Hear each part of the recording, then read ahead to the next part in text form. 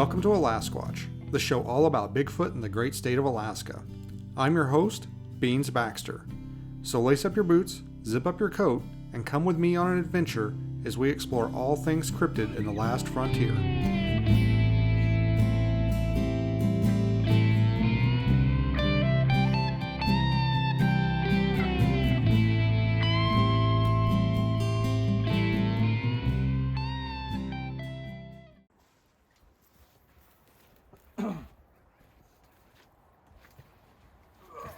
We're here at Squatch Camp with Rob and Beans, and one thing I wanted to talk to, and I've always found this interesting. Now, you guys have been involved in the scene for longer, gone to conferences, talked to a lot of other researchers.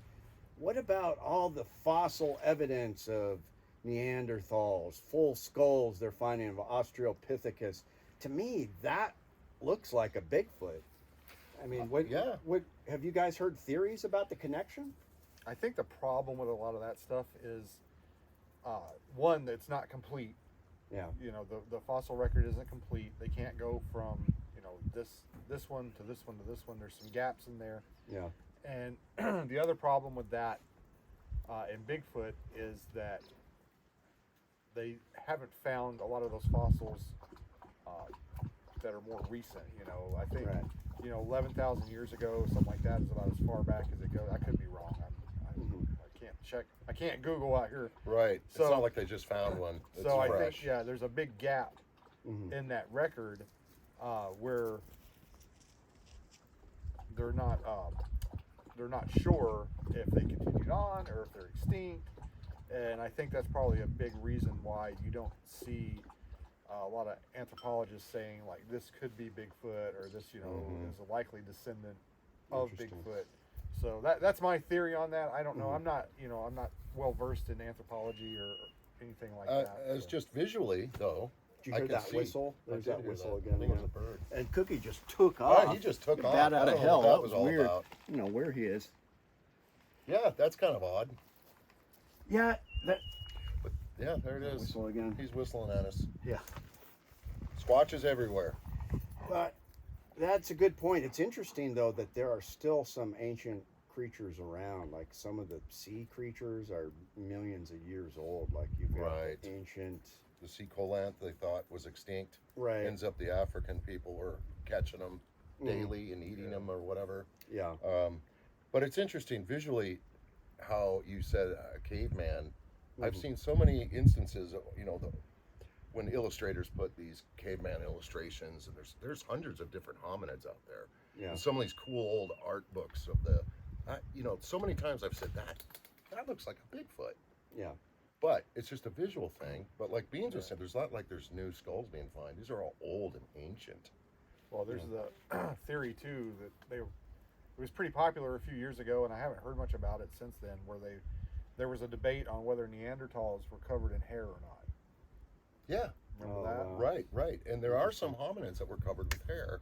Those are the ones, they got high cheekbones, big sloped foreheads. They walk on two legs.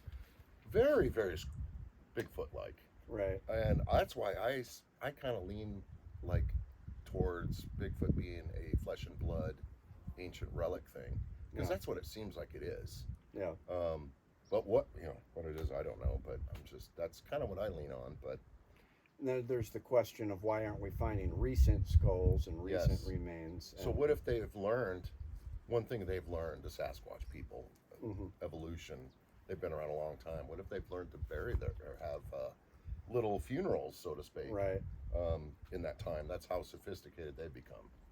There's different theories saying they eat all the remains, they burn it. I've heard that too. They eat it. They hide it really well. They tear each other apart and bury, they just do all these horrible things. But it's odd though. Why would they do that? Why would they work so hard to cover themselves up? Yeah. Are they that smart? Or is it just coincidental luck that they seem like this? Instinct. But it's just their instinct to stay away from, let's say, people. It seems really odd. I can see why there's this spiritual attachment to it. I think that's part of it, yeah. Because it is weird. There's a lot of unanswered questions with the Sasquatch phenomenon. Yeah. And we didn't solve them here. But We had fun, didn't we? We did. Gold panning and fishing. Gold panning, fishing. Cooking in the chairs. Oh, just standing in that creek, and it's so clear. Yeah. We got just about the total Alaskan package here. We got mountains, we got fishing, we got gold panning, gold mines. We got. Well, we know there's bears and moose around here. Yeah. There's marmots. Those little guys are screaming. Every once in a while, you'll hear them. Yeah. A beaver dam's right over there, just real pretty. Very rugged. Told you guys this was going to be a rough one.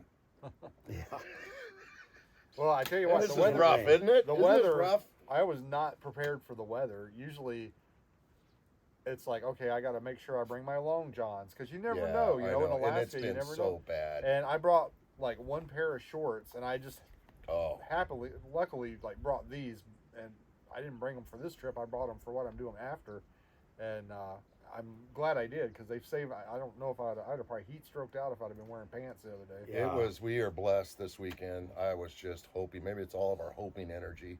That's right. We were all hoping. We willed it. We did. It's get you guys believing in that psychic power sooner or later. Maybe we should break out the water and put your helmet on. Yeah. See if we can get this to stretch out another month. All right, you guys. So I'll throw links up to their channels, but thanks for tuning in. All right, one more quick one on who you guys recommend as far as like books to read, podcasts. Oh, geez. Research. He spotted that. We saw one run. Yeah. We heard them. They were like, calling each other, two of them. And I saw one shoot that, and he saw it. Every time I go fishing, he's just at that place chasing them and trying to Good, that's perfect. He found his place. He did. All right, so I'm here at Squatch Camp with Robroy Menzies and Beans Baxter. One thing I enjoy about camping with you guys and hanging out is I'm a little newer to the whole Bigfoot researching community, and you guys know a lot of people. You go to conferences, you network with other people, you've been around for a while.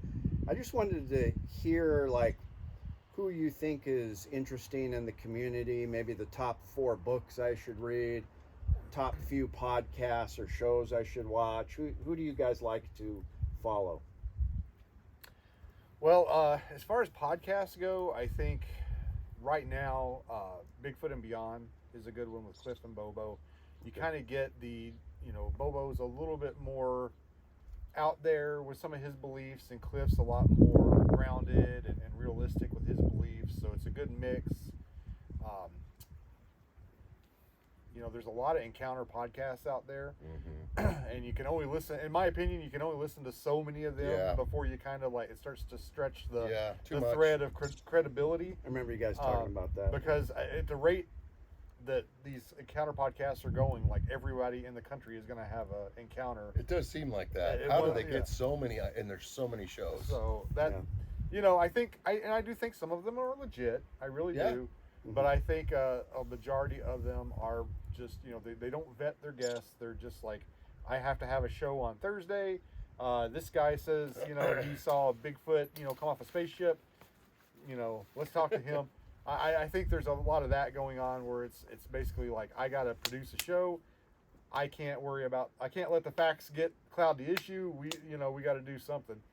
But there's a few good ones out there.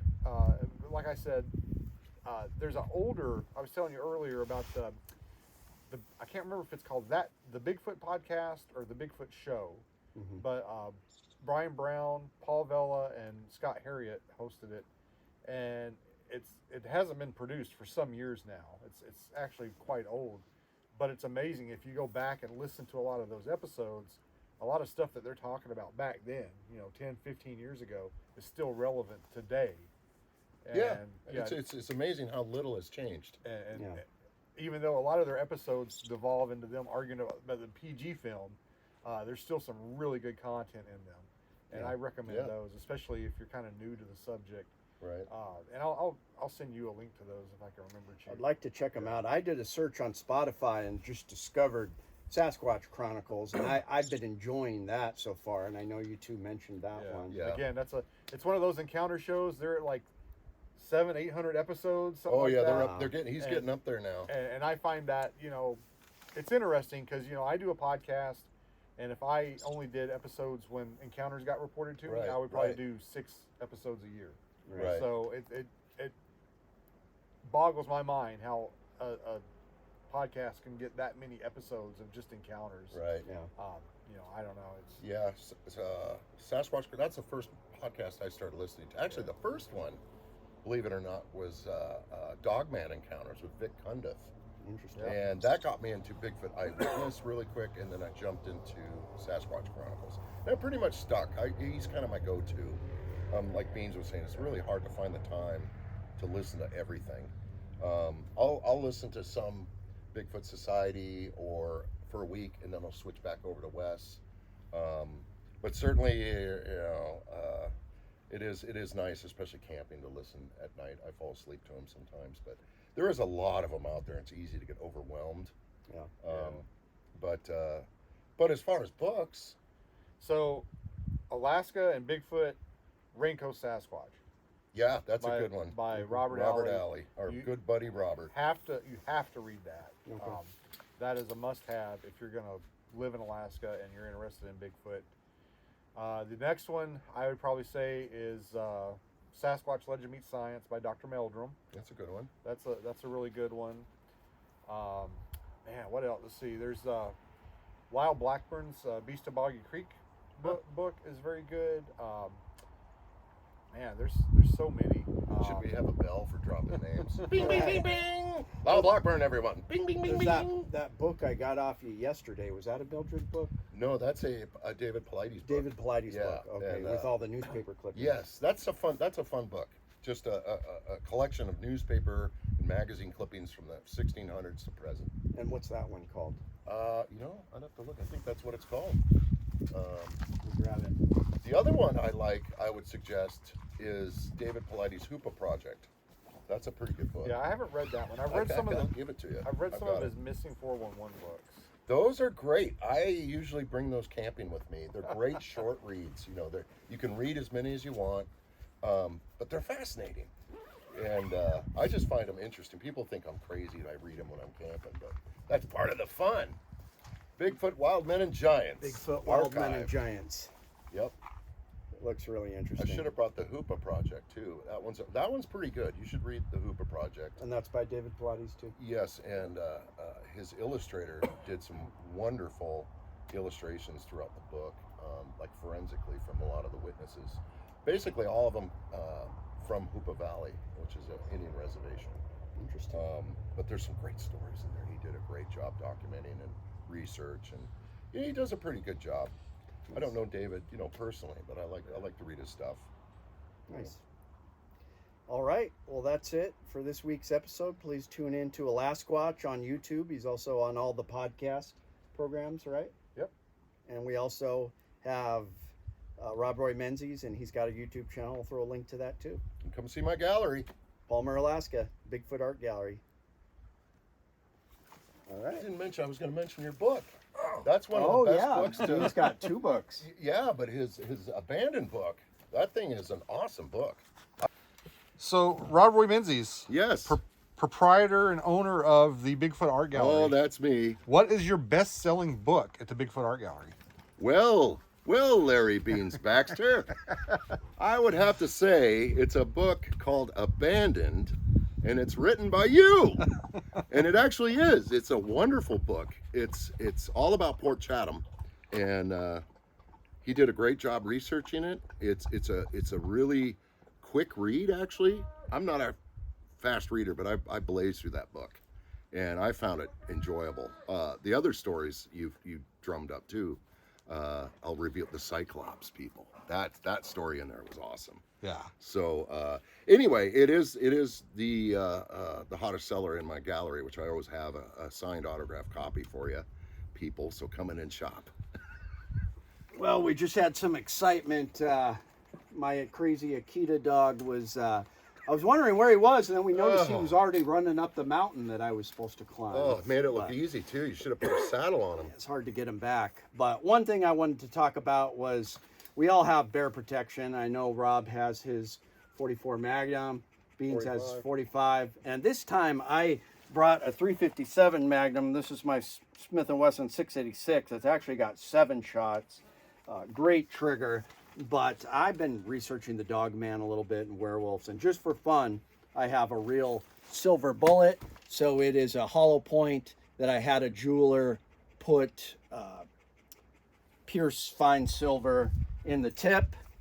So we've got That's awesome. actual silver bullet. So what do you guys think? Is that over the top? Am I? Oh, absolutely. But it's so cool. Yeah. I would want to wear it as a necklace.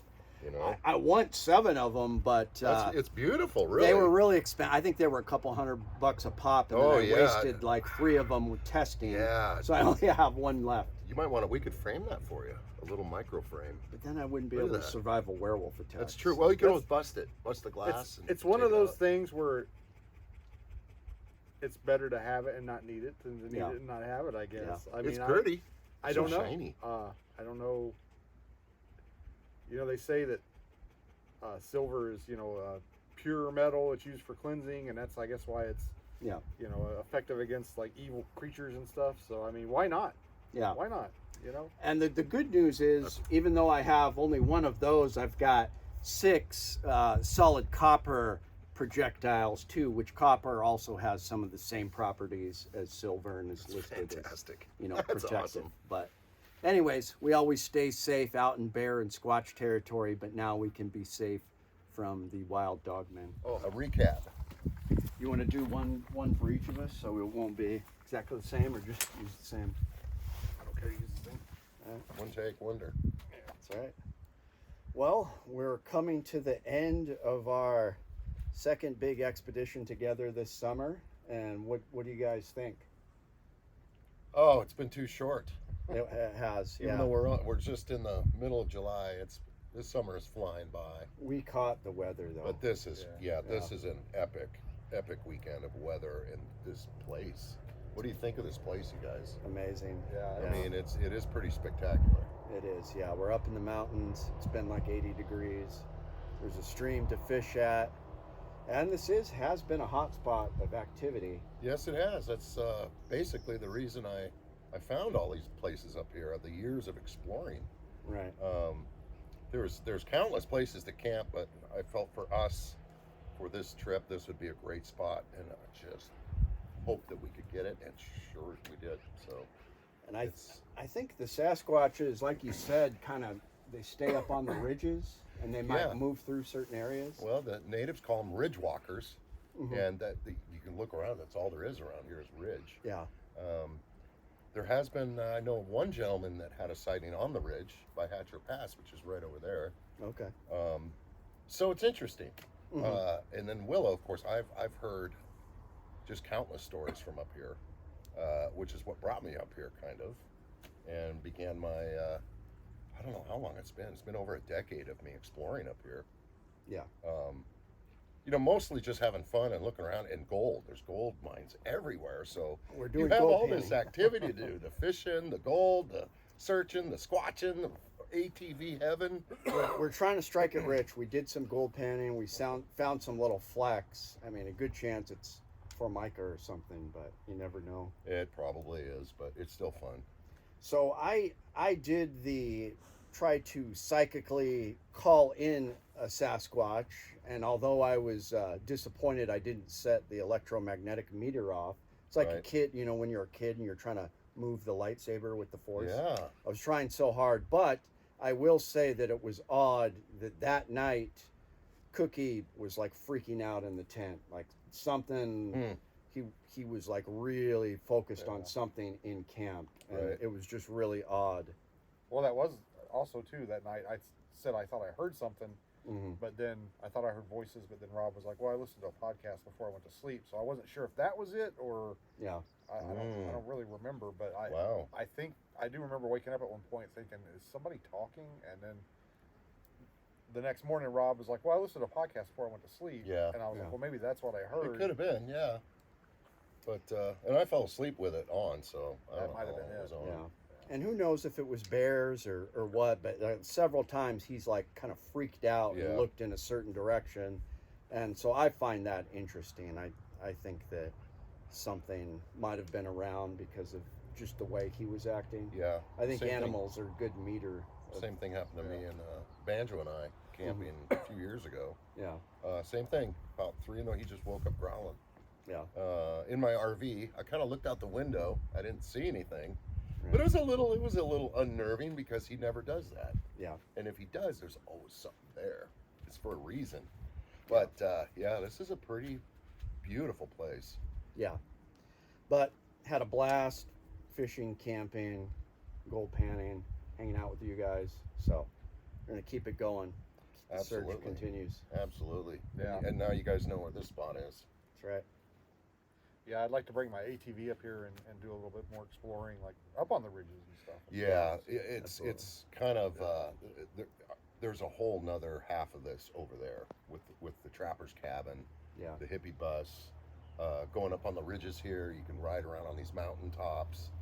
My whole plan was I was saying, oh, I'm going to climb that Yeah. mountain. Oh, And then wonderful. It was 80 degrees at 9 a.m. and I was just Oh, like, I and think then, I'll sit here and gold it's- pan. Yeah, it's really steep. That is Yeah. a steep mountain. But Yeah. I don't think I have enough water to get me up there. I Yeah. couldn't hopefully carry we'll be enough alive when they invent transporters. Right. Because I would transport up there. But I mean, explore. There's a gold mine up there, and so it's all pretty neat. bushwhacking. It's like these tall Yeah. bushes too. So these areas are really hard to get at. And Hard so to get You at, could and, see that how something could, remain undiscovered. Nobody's gonna go up there. Not too many people. At least. Well, and then this too. This whole hillside here looks like it's just kind of grass and green, but if you walk in there, you disappear. Yeah. You Oh, can yeah. disappear. Those are pretty high Yeah. out there. Doesn't look like it, but it is. Some of those bushes are 12 feet tall. Yeah, you could see. I mean, how a bear could just walk in. You wouldn't see him. Yeah. He would just be low lying on the brush, and next thing you know, but It's terrifying. yeah. But be sure to check out Rob's channel and Bean's channel, and I'll throw up links to them, and we're going to keep the exploration going. So Chuke and Robroy have left for the evening, and there's paragliders over there. Or, well, no, parasailers, I guess. I don't know if you can see them. I can't really zoom in anymore. But they've been doing that for a couple hours now, just floating around over there. There's one up there. Hopefully you can see them. But yeah, Chuke and Robroy took off. Camp's a lot emptier. I'm gonna hang out for one more night because instead of going home, driving all the way to Homer, I've got to do some dog sitting in Kenai tomorrow. So instead of driving all the way home and then having to backtrack to Kenai, I'm just gonna hang out here one more night. I think I can handle it in this beautiful spot. But those paragliders couldn't pay me enough money to try that. I wonder where they're launching from. I don't know where they're landing. At one point they were like on the other side of this mountain and they were like fairly close. And I was wondering if they were going to land over here somewhere, but I imagine they have a designated landing area over there somewhere that they're going to try and land in. But I think these are different ones. The ones earlier had different colored chutes, like darker chutes, and these are all like looks like red and brighter colors. That looks crazy. There's a lot of things I'm game to try, but that's not one of them.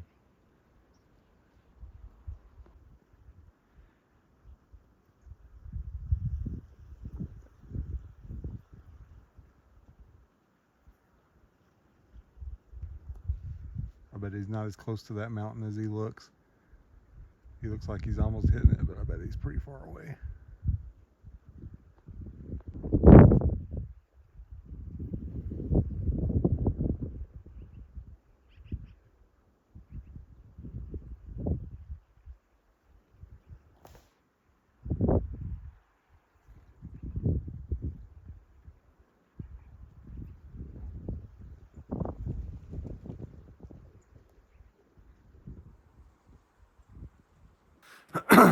All right, so Rob and Chuke took off yesterday.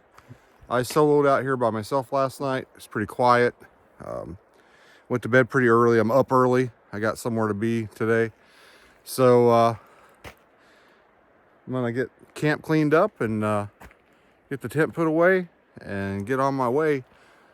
So I appreciate you guys watching. Please like and subscribe if you appreciate it. You know, I try and bring you some beautiful Alaskan views and a little bit of cryptid content, a little bit of outdoor content, whatever. And yeah, hopefully this isn't the last camping trip of the summer. I don't think it will be. I'll try and get out a couple more times next month, but this trip's over, and I got to get this tent put up.